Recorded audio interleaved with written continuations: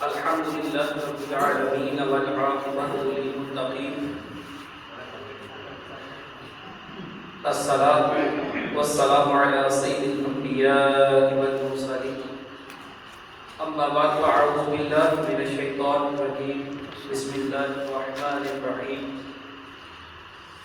لقد كان في قصصهم عبرة لأولي الألباب ما كان حديثا يفترى ولكن تصديق الذي بين يديه وتفصيل كل شيء وهدى ورحمة لقوم يؤمنون صدق الله العظيم وصدق رسوله النبي الكريم الأمين إن الله وملائكته يصلون على النبي وأوزعنا عليه الصلاة والسلام وعلى آله وصحبه الصلاة والسلام عليك يا سيدي يا رسول الله وعلى آلك وصحبه يا سيدي يا رسول الله. محترم حضرات، جیسا کہ ہم سب کو پتہ ہے کہ یوم صدیق اکبر رضی اللہ تعالی عنہ پورے پاکستان میں منایا جا رہا ہے، اور ہر مساجد کی یہ زینت ہے کہ آج کے دن حضرت سیدنا صدیق اکبر رضی اللہ تعالی عنہ آپ کی شان بیان کی جائے. اور جو قرآن مجید میں اس آیت کریمہ کا مجھے تلاوت کرنے کا شرف حاصل ہوا، اس میں اللہ رب العزت نے ارشاد فرمایا لقد کان.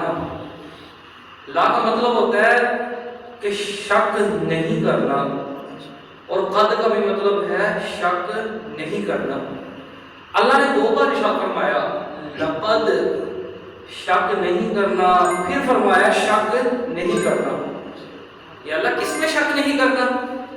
فرمایا فی قصصہم، جو واقعات میں نے قرآن مجید میں بیان کیے ہیں یہ فضول نہیں ہے، ان واقعات میں شک نہیں کرنا. عبرۃ لأولی الالباب، یہ عقل مند لوگوں کے لیے نصیحت ہے، اور جو عقل والے ہیں وہ اس سے سبق حاصل کرتے ہیں. آگے شاہ فرمایا ما کان حدیثا یفترا، جب کسی مساجد میں منبر پر بیٹھے کسی علماء سے اس بات کو سنیں، قرآن مجید کے واقعات کو سنیں، کسی کی بھی بات سنیں، ان کی بات سنیں، تو گھر میں جا کر یہ نہیں کہنا حدیثا یفترا، یار وہ تو اہمی واقعات تھے، من گھڑت واقعات تھے، موضوعات تھے، بلکہ ایسے نہیں کہنا. یا اللہ کہنا کیسے ہے؟ فرمایا ولیکن تصدیق الذی، اس کی تصدیق بھی کرنی ہے جو تمہارے سے پہلی کتابیں ہیں یہ ان کی بھی تصدیق کرنی ہے. سبحان اللہ. پھر آگے شاہ فرمایا وتفصیل کل شیء، ہر چیز کو اللہ نے اس میں کھول کھول کے بیان کیا ہے. وَهُدًى وَرَحْمَةً وَهُدًى وَرَحْمَةً وَهُدًى وَرَحْمَةً، اس میں ہدایت بھی ہے، وَرَحْمَةً لِقَوْمٍ يُؤْمِنُونَ، اور رحمت بھی ہے لِقَوْمٍ يُؤْمِنُونَ، ایمان والوں کے لیے. اب اسے آیت کریمہ کا ذرا سمجھیے. اللہ نے ارشاد فرمایا میں نے کان فی قصصہم، اس میں واقعے بیان کیے ہیں، ان کے واقعے بیان کیے ہیں. آپ پوچھیں گے کہ ان سے مراد کیا ہے؟ سوال ذہن میں آتا ہے کہ ان سے مراد کیا ہے. اگر یہ سورہ یوسف کی آیت نمبر آخری ہے اور آیت نمبر ہے 111، آپ کہیں گے سورہ یوسف میں ہے تو لہٰذا حضرت یوسف علیہ السلام کے واقعے کے بارے میں یہ اشارہ ہوگا. اگر یوسف علیہ السلام کے واقعے کی طرف اشارہ ہے تو اس صورت میں تو پھر حضرت یعقوب علیہ السلام کا بھی ذکر ہے، ان کے بھائیوں کا بھی ذکر ہے، بیویے کا بھی ذکر ہے، زلیخا کا بھی ذکر ہے، عزیز مصر کا بھی ذکر ہے. لہذا ان کے اور ہے. اگر اللہ نے شاہ فرمانا ہوتا کہ اس سے مراد نبی ہے تو اللہ ایسے شاہ فرماتا لقد کان فی قصصہم الانبیاء عبرۃ لأولی الالباب، لیکن اللہ نے یہ نہ شاہ فرمایا. اللہ نے شاہ فرمایا لقد کان فی قصصہم، کہ ان کے واقعے بیان کیے ہیں، ان کے. آئیے ان سے مراد کیا ہے؟ پہلے نمبر پر اس آیت کریمہ سے ہم نے تین چیزیں سیکھی. ایک ہے عبرت عقل والوں کے لیے، ایک ان کا ذکر کرنا ہدایت ہے، ان کا ذکر کرنا رحمت ہے. یہ تین چیزیں، اور یہ تین بھی اپنے ذہن میں رکھیے. جناب حضرت سیدنا یوسف علیہ السلام اپنی بادشاہی کرسی پر بیٹھے ہیں، کچھ لوگ آئے آ کر کہنے لگے اے اللہ کے نبی، آپ عبادت میں بھی مشغول رہتے ہیں اور دیگر بھی معاملات آپ طے کرتے ہیں، تو بہت بڑا آپ کا عہدہ ہے، بہت بڑا مقام ہے، ہمیں ایک وزیر اعظم کی ضرورت ہے، آپ کسی کو وزیر اعظم بنا دیں۔ حضرت یوسف علیہ السلام نے جب یہ بات سنی تو اپنے محراب میں چلے گئے، محراب میں جا کر سجدہ کیا، اللہ سے دعا کی، یا اللہ بندے کہتے ہیں کہ وزیر اعظم کی ضرورت ہے، تو اللہ نے ارشاد فرمایا کہ یوسف، مصر میں ایک شہر ہے، اس شہر میں ایک نوجوان لڑکا ہے جو لکڑیوں کو کاٹ رہا ہے، اس کو بلا کر وزیر اعظم کی کرسی پہ بٹھا۔ حضرت یوسف علیہ السلام باہر آ کر اعلان کیا کہ مصر کے فلاں شہر میں فلاں نام کا ایک شخص ہے، وہ لکڑیاں کاٹ رہا ہے، اس کو بلایا جائے اور بلا کر وزیر اعظم کی کرسی پہ بٹھا دیا جائے۔ اسے بلایا گیا، وزیر اعظم کی کرسی پہ بٹھا دیا گیا۔ لوگ کہنے لگے حضرت یوسف علیہ السلام مصر میں اتنے عقل مند، اتنے دنا اور بھی شخصیت تھی، آپ نے اس نوجوان کو بلا کر وزیر اعظم کی کرسی پر بٹھا دیا، اتنا بڑا عہدہ اس کو سونپ دیا، اور بھی دنا لوگ تھے، عقل مند تھے، ان کو بلاتے، ان کو بٹھاتے۔ تو سیدنا یوسف علیہ السلام ارشاد فرمانے لگے کہ اس کو میں نے نہیں بٹھایا بلکہ اس کو تو اللہ نے بٹھایا۔ وہ کہنے لگے بلکہ بٹھایا کیوں ہے؟ آگے سے سوال کرنے لگے بٹھایا کیوں ہے؟ تو حضرت یوسف علیہ السلام پھر اپنے حجرے میں جاتے ہیں، جا کر اللہ سے دعا کرتے ہیں، یا اللہ، وہ بندے کہہ رہے ہیں کہ اس نوجوان کو وزیر اعظم کی کرسی پہ بٹھا دیا، اتنا بڑا اس کو منصب سونپ دیا، اس کو سونپا کیوں ہے؟ تو اللہ نے ارشاد فرمایا اے یوسف، یاد کرو وہ وقت کہ جب زلیخا نے تمہیں 7 قبروں سے پیچھے بلایا تھا، بلا کر اپنی خواہش کا اظہار کیا تھا، اور ہم نے تمہیں وحی کی تھی کہ دروازوں کی طرف بھاگو، تو تم دروازوں کی طرف بھاگے تھے، دروازے کھلتے گئے، آگے عزیز مصر اس کا خاوند کھڑا تھا، اور وہ عورت مکر باز کرنے لگی، وہ فریب دینے لگی، وہ بدلنے لگی اپنے بیان سے۔ اس وقت یاد کرو ایک چھوٹا سا بچہ آیا تھا، سبحان اللہ۔ اے یوسف، یاد کرو اس وقت وہ چھوٹا سا ایک بچہ آیا تھا جس نے گواہی دی تھی، جس نے نبوت کی ذات پر پہرا دیا تھا، جس نے تیری لاج رکھی تھی، تیری عزت پر پہرا دیا تھا، وہ چھوٹا سا بچہ۔ جی رب کریم، وہ یاد ہے، فرمایا یہ وہی نوجوان ہے جس نے تمہاری گواہی دی تھی۔ تو ہمیں قرآن مجید نے بھی یہ فیصلہ کر دیا نا کہ یار نبی کا پہرے دار وہ ہوتا ہے، جو وزیر اعظم وہ ہوتا ہے جو نبی کی عزت کا پہرے دار۔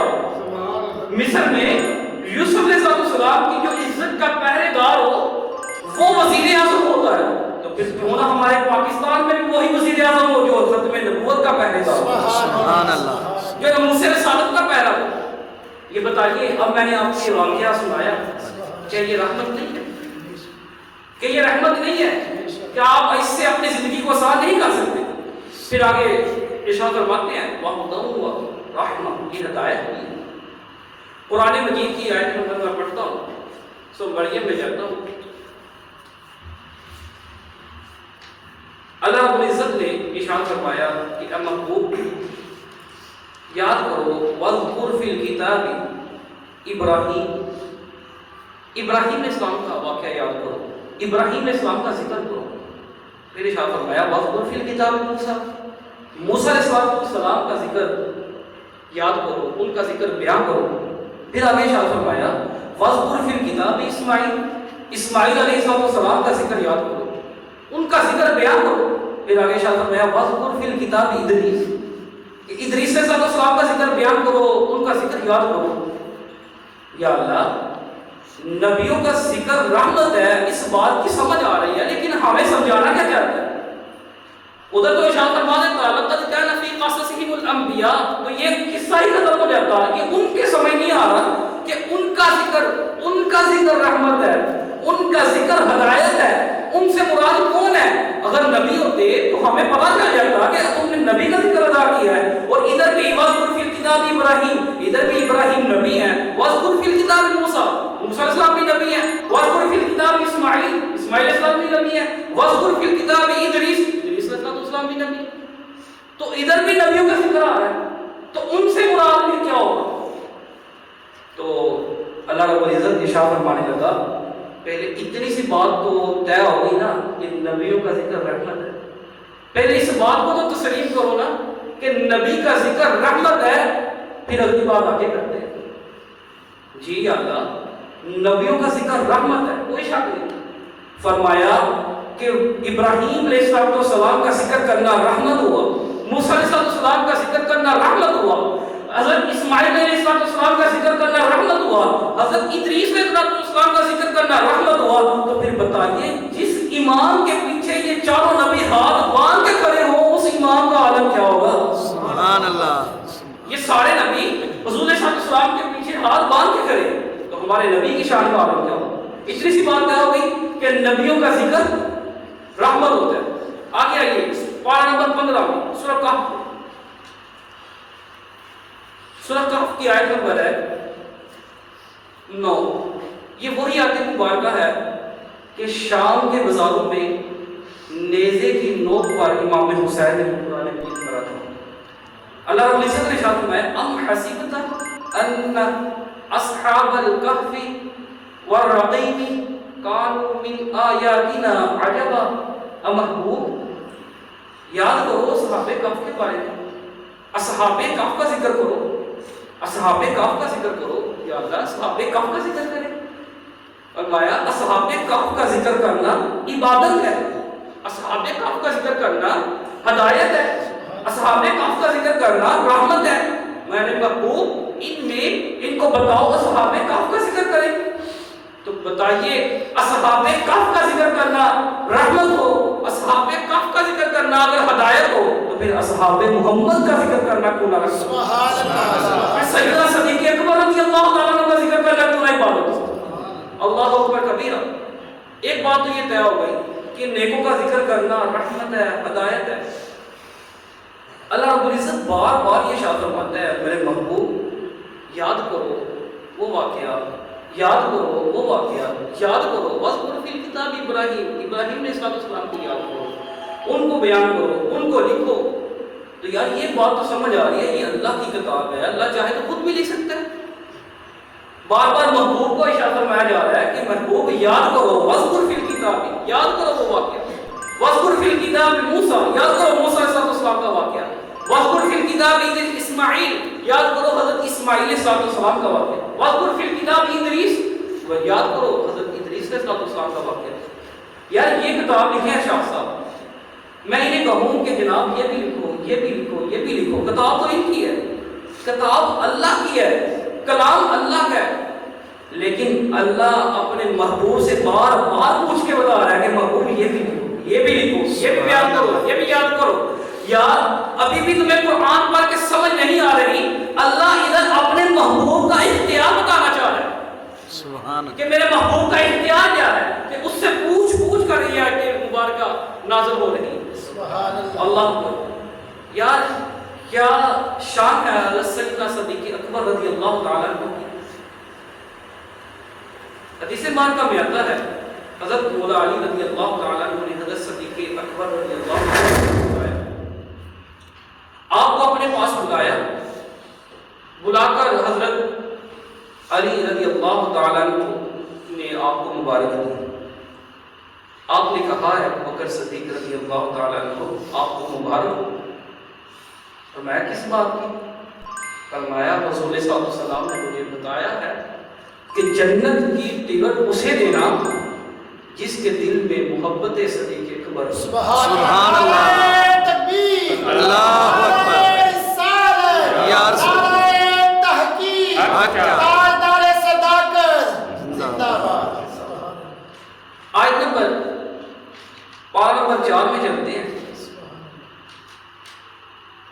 اللہ رب العزت نے ادھر ارشاد فرمایا وَسَارِعُوا إِلَى مَغْفِرَةٍ مِّن رَّبِّكُمْ وَجَنَّةٍ عَرْضُهَا السَّمَاوَاتُ وَالْأَرْضُ أُعِدَّتْ لِلْمُتَّقِينَ، کہ بھاگو مغفرت کی طرف، اپنے رب کی طرف، وَجَنَّةٍ اور جنت کی طرف، عَرْضُهَا السَّمَاوَاتُ وَالْأَرْضُ جس کی چوڑائی زمین و آسمان کے برابر ہے، جب یہ آیت مبارکہ نازل ہوئی تو ایک شخص حضور صلی اللہ علیہ وسلم کی بارگاہ میں حاضر ہو کر عرض کرنے لگا یا رسول اللہ صلی اللہ علیہ وسلم قرآن حق ہے؟ آپ نے کہا بے شک حق ہے۔ فرمایا قرآن میں اللہ نے بیان کیا ہے کہ جنت کی طرف بھاگو جس کی چوڑائی زمین و آسمان کے برابر ہے، کہ یہ بات بھی حق ہے؟ آپ علیہ السلام نے فرمایا حق ہے۔ اس نے سوال کر دیا یا رسول اللہ پھر جب جنت کی چوڑائی بھی زمین و آسمان کے برابر ہے تو پھر اللہ نے جنت رکھی کیوں؟ اس نے سوال کر دیا جب اس کی چوڑائی اس کے برابر ہے تو لمبائی کتنی ہوگی تو پھر اللہ نے جنت کو رکھا گا؟ تو حضور صلی اللہ علیہ وسلم فرمانے لگے تو نہیں جانتا میں تو جانتا ہوں۔ آپ نبی ہیں، غیب دان ہیں، غیب کو جانتے ہیں۔ تو حضور صلی اللہ علیہ وسلم نے ساتھ فرمایا جب دن آتا ہے تو کبھی دن میں بھی رات کو دیکھا ہے؟ کہنے لگا نہیں۔ حضور صلی اللہ علیہ وسلم نے ساتھ فرمایا کہ جب رات آتی ہے تو کبھی رات میں بھی دن کو دیکھا ہے؟ کہنے لگا نہیں۔ تو پھر بتاؤ اللہ کہاں رکھتا ہے؟ وہ کہنے لگا کہ مجھے تو نہیں پتا۔ تو اللہ کے نبی بیان فرمانے لگے، اللہ کے نبی نے ارشاد فرمایا کہ مجھے تو پتا ہے کہ وہ جنت کہاں ہے، جہاں پر تمہارے لیے اتنا ہی کافی ہے کہ جہاں پر اللہ دن میں رات کو رکھتا ہے وہاں پر اللہ جنت کو بھی رکھتا ہے۔ تمہارے لیے اتنا ہی کافی ہے کہ تم اتنی بات کو سمجھو۔ اور اللہ نے آگے ارشاد فرمایا اولئک جزاؤہم مغفرۃ من ربہم وجنات تجری من تحتها الانہار خالدین فیہا ونعم اجر العاملین۔ اللہ فرماتا ہے اصحاب کے بارے میں کہ یہ وہی ہیں جزاؤہم جنہوں نے اتنی محنت کی، اسلام میں اتنی توبہ کی، اتنی کوشش کی، ان کی جزا مغفرت ہے۔ پھر فرمایا وجنات، جنت نہیں وجنات، بہت زیادہ جنتیں ہیں کن کے لیے؟ صحاب کے لیے۔ اور جنتیں بھی کیسی؟ تجری من تحتها الانہار، جس کے نیچے نہریں جا رہی ہیں۔ پھر آگے شاہ فرمایا کہ وہ جنت میں صرف 1 2 3 دن 4 دن نہیں رہیں گے بلکہ خالدین فیہا، وہ اس جنت میں ہمیشہ رہیں گے۔ وَنِعْمَ أَجْرُ الْعَامِلِينَ، اور یہ انہی کے لیے اللہ نے نعمتیں رکھی ہیں۔ اب ادھر میں ایک واقعہ بیان کرنا چاہتا ہوں۔ حضرت یوسف علیہ السلام کے اوپر جب تہمت لگی تو گواہی کس نے دی؟ بچے نے۔ جب عیسیٰ علیہ السلام کی والدہ کے اوپر تہمت لگی، مریم علیہ السلام کے اوپر، تو گواہی کس نے دی؟ بچے نے۔ حضرت عیسیٰ علیہ السلام چھوٹے سے تھے، بچے تھے، آپ نے گواہی دی۔ یعنی کہ مریم علیہ السلام کے اوپر تہمت لگے، الزام لگے تو گواہی بچہ دے، اللہ نہ بولے، اللہ کا کلام بھی نہ بولے، قرآن بھی نہ بولے، بائبل قرآن زبور کچھ بھی نہ بولے، بچہ گواہی دے۔ اور جب یوسف علیہ السلام کے اوپر تہمت لگی تو بچے نے گواہی دی، اللہ نے گواہی نہ دی، نہ قرآن بولا، نہ قرآن، نہ زبور، نہ انجیل، نہ کوئی صحیفہ بولا، بلکہ بچے نے گواہی دی۔ تو بتائیے جب حضرت عائشہ صدیقہ رضی اللہ تعالیٰ عنہ کے اوپر تہمت لگی تو اللہ نے 1 نہیں 2 نہیں 3 نہیں 4 نہیں بلکہ 18 آیتیں نازل فرمائی۔ اللہ نے حضرت عائشہ صدیقہ رضی اللہ تعالیٰ عنہ کی خود وکالت کی، کیونکہ یہ نبی کی بیٹی تھی اور نبی کی بیوی تھی اور ابو بکر صدیق کی بیٹی تھی، اور اللہ تعالیٰ نے ان کی وکالت کر کے یہ بیان کر دیا کہ یہ وہ بیٹی ہے، میرے اس بندے کی بیٹی ہے کہ جن کا نام ابو بکر صدیق ہے۔ سبحان اللہ۔ یار جن کی بیٹی کی گواہی اللہ رب العزت خود دے، اس بیٹی کی شان کیا ہے، اس باپ کی شان کیا ہے؟ اللہ اکبر کبیرہ۔ بغیر وضو ہم قرآن مجید کو چھو نہیں سکتے، ایسی بات۔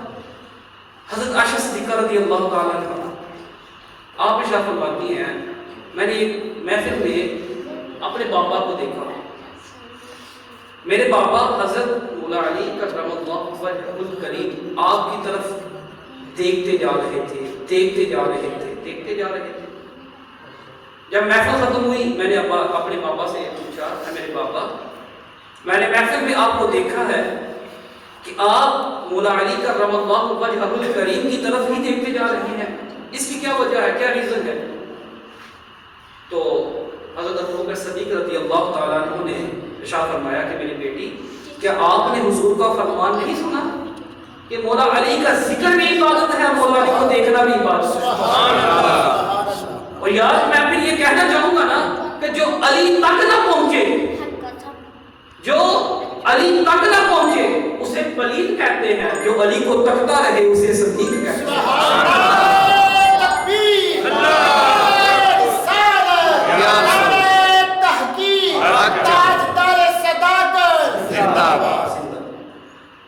شاعر بڑا نقشہ لکھنے کی شاعر کہتا ہے بغض علی کا دل چ رکھ کے مکے جائیے حج نہیں ہوندا پیٹا ہی پیٹا، یعنی کہا کہ بغض علی کا تسی دل چ رکھ کے مکے جاؤ تے نالے کو اسی حج بھی پڑھی جا رہے ہیں، ساڈا دا بھی ہوئی جا رہا ہے۔ فرمایا بغض علی کا دل چ رکھ کے مکے جائیے حج نہیں ہوندا پیٹا ہی پیٹا، وہ پیٹا ہی لگ رہا ہے۔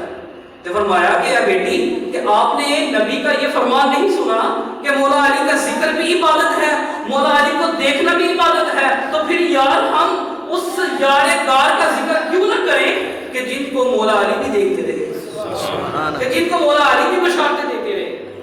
یا قرآن کو بغیر وضو ہم چھو نہیں سکتے، بغیر غسل ہم اس کو پکڑ نہیں سکتے، تو پھر مجھے اس جملے کو بھی کہنا چاہیے نا، حضرت ابوبکر صدیق رضی اللہ تعالیٰ عنہ کے دور میں ایک جنگ ہوئی، اس جنگ میں مسلمانوں کو بہت ہی شدید نقصان ہوا، 700 سے بھی زیادہ حفاظ کرام تھے وہ شہید ہو گئے، 700 سے بھی زیادہ۔ اور حضرت عمر رضی اللہ تعالیٰ عنہ نے آپ نے یہ گمان کیا کہ اگر اسی طرح جنگیں ہوتی رہی، ابھی جنگوں کا دور تھا، آپ نے یہ گمان کیا اگر اسی طرح جنگیں ہوتی رہی اور حفاظ کرام شہید ہوتے رہے تو ہم جو اتنی عظیم کتاب سے ہاتھوں بیٹھے۔ آپ نے مشورہ دیا حضرت ابوبکر صدیق رضی اللہ تعالیٰ عنہ، آپ نے کہا اے خلیفہ اول، اے گھارے یار، جس طرح جنگیں ہو رہی ہیں ہم یہ گمان کرتے ہیں کہ کہیں ہم قرآن مجید سے ہاتھ نہ دھو بیٹھے، اس کو ہم ایک کتابی صورت میں لکھ لیتے ہیں، اس کو ہم ایک کتاب میں مدین کر لیتے ہیں، تدوین کر لیتے ہیں، لکھ لیتے ہیں۔ تو حضرت ابوبکر صدیق پہلے اس بات پر ایگری نہ ہوئے، لیکن بعد میں اللہ تعالیٰ نے آپ کے دل پر القاء کیا تو آپ اس بات کو ماننے پر راضی ہو گئے۔ آپ نے بھی اس بات کو تسلیم کیا، جتنے بھی اصحاب تھے، جو کاتب وحی تھے، جو رائٹر تھے، ان کو اکٹھا کیا گیا، ان کو کہا گیا کہ قرآن مجید کو ایک کتاب کی صورت میں لے کر آؤ۔ وہ سارے صحابہ کرام جو کاتب وحی تھے سارے آئے، سب نے ایک کتاب کی صورت میں لکھا، جس کے پاس کچھ بھی صحیفہ تھا وہ سارے اپنے اپنے صحیفے لے کر آئے۔ یعنی حضرت ابوبکر صدیق رضی اللہ تعالیٰ عنہ کے دور میں قرآن مجید کو جمع کیا گیا، قرآن مجید کو جمع کیا حضرت ابوبکر صدیق رضی اللہ تعالیٰ عنہ کے کہنے پر۔ تو پھر مجھے اس بات کو کہنے دیجئے نا، جو قرآن کو نہ چھوئے، جو قرآن تک نہ آئے اسے پلید کہتے ہیں، جو قرآن تک نہ آئے اسے پلید کہتے ہیں، جو قرآن کو جمع کر کے امت کو دے اسے صدیق کہتے ہیں۔ سبحان اللہ۔ یہ کیا شان ہے حضرت سیدنا صدیق اکبر رضی اللہ تعالیٰ عنہ کی۔ پارہ نمبر 9 میں سورۃ انفال کے آیت نمبر پڑھتا ہوں۔ اللہ رب العزت نے اصحاب کی شان میں ارشاد فرمایا،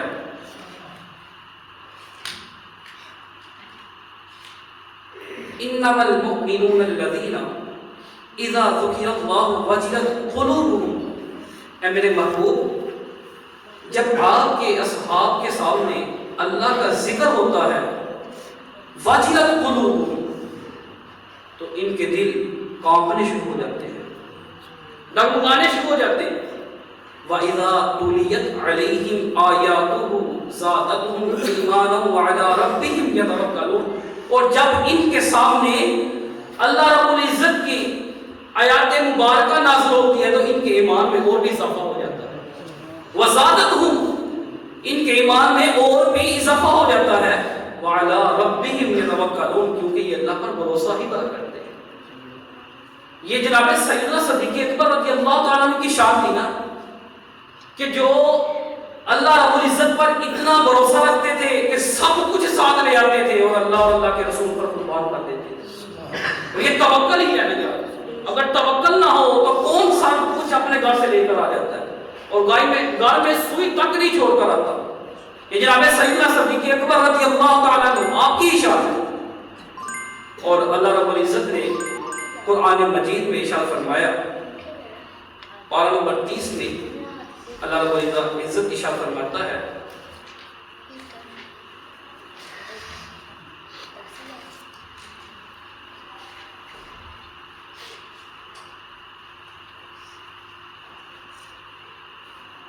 الذي كذب وتولى وسيجنبها الاتقى الذي يؤتي ماله يتزكى. حضرت ابوبکر صدیق والی شخصیت تھی جنہوں نے اپنا سارا مال دیا اللہ کی راہ میں. بلال حبشی کو بھی خریدا. لوگ اس بات پر تذکرہ کرنے لگے کہ ابوبکر صدیق اللہ کی راہ میں اس لیے پیسے دیتا ہے اور بلال حبشی کو بھی پیسوں کا خرید کر آزاد اس لیے کیا ہے کہ شاید ان کو اپنا نام کمانے کی لالچ ہو کہ میرا نام بڑا ہو, میری بڑی بلے بلے ہو, میرا نام بجے, میرے نام پہ ڈنگے بجے. اور کچھ کئیوں نے یہ گمان کیا کہ شاید اس لیے نہیں بلکہ اس لیے حضرت ابوبکر صدیق اپنا مال اللہ کی راہ میں زیادہ خرچ کرتے ہیں کہ شاید حضرت بلال حبشی کا ان کے اوپر کوئی احسان ہو. اور جب بھی بلال حبشی کے سامنے سے ہو کر گزرتے ہیں تو یہ سر نیچے کر لیتے ہیں کہ یار یہ تو غلام کا میرے اوپر احسان ہے تو میں نے اس کا بدلہ نہیں دیا. تو اللہ تعالیٰ ارشاد فرماتا ہے الذی یؤتی مالہ یتزکا وما لأحد عنده من نعمت تجزا.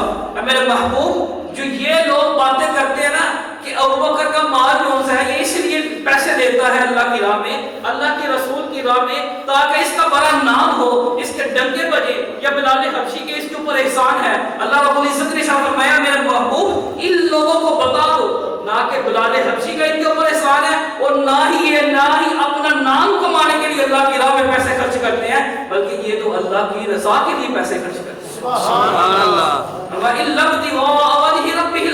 یہ تو اللہ کی رضا چاہتے ہیں اور یہ چاہتے ہیں کہ ہمارے اوپر اللہ راضی ہو جائے. وَلَا سَوْفَ يَرْضَىٰ. تو پھر اللہ شاہ فرماتا ہے کہ اے میرے محبوب ہم بھی ابوبکر صدیق سے راضی ہوں. پھر آقا علیہ السلام نے جنت کی بشارت دی نا.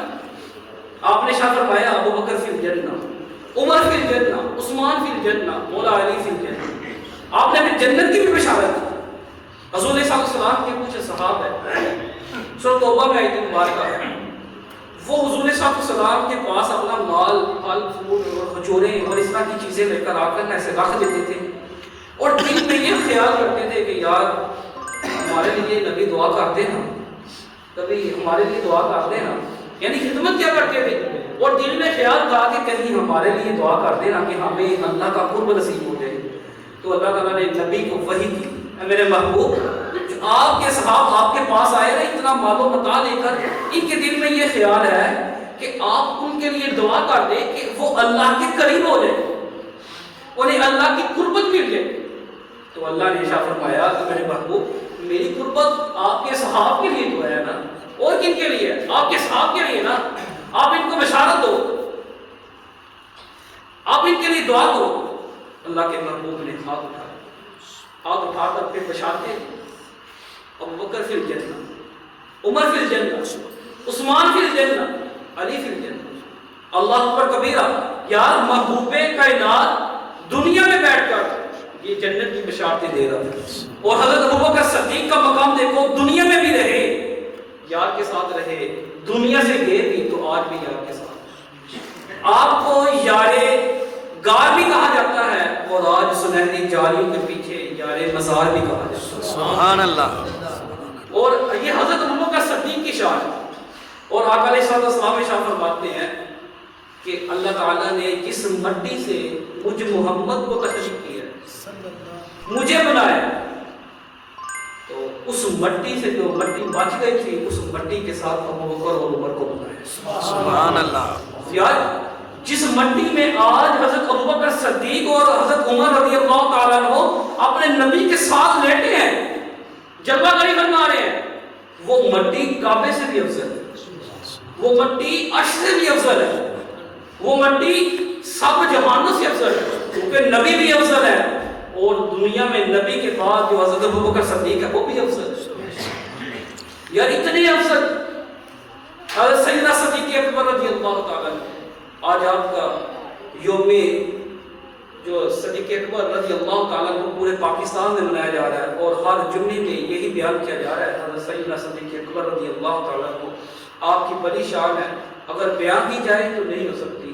یار 900 سال اگر بندہ بیٹھ کر حضرت عمر کی شان بیان کرے نا تو حضرت عمر کی شان نہیں بیان ہو سکتی، تو عمر کی ساری زندگیاں کی نیکیاں ایک پلڑے میں رکھ کر حضرت ابوبکر صدیق کی ایک نیکی ایک پلڑے میں رکھی، ابوبکر صدیق کی پھر بھی نیکی باری ہے۔ سبحان اللہ۔ یہ شان صرف سیدنا صدیق اکبر رضی اللہ تعالیٰ عنہ کی ہے، اور آپ بھی خلیفہ اول ہیں، اور حضرت محمد صلی اللہ علیہ وسلم کے بعد جنہوں نے خلافت کے منصب کو صحیح طریقے پر انجام دیا وہ حضرت سیدنا صدیق اکبر ہے، بعد میں حضرت عمر رضی اللہ تعالیٰ عنہ ہے، پھر عثمان غنی ہے، پھر مولا علی کرم اللہ وجہہ الکریم ہے۔ اللہ تعالیٰ ہم سب کو اس پر عمل کرنے کی توفیق عطا فرمائے۔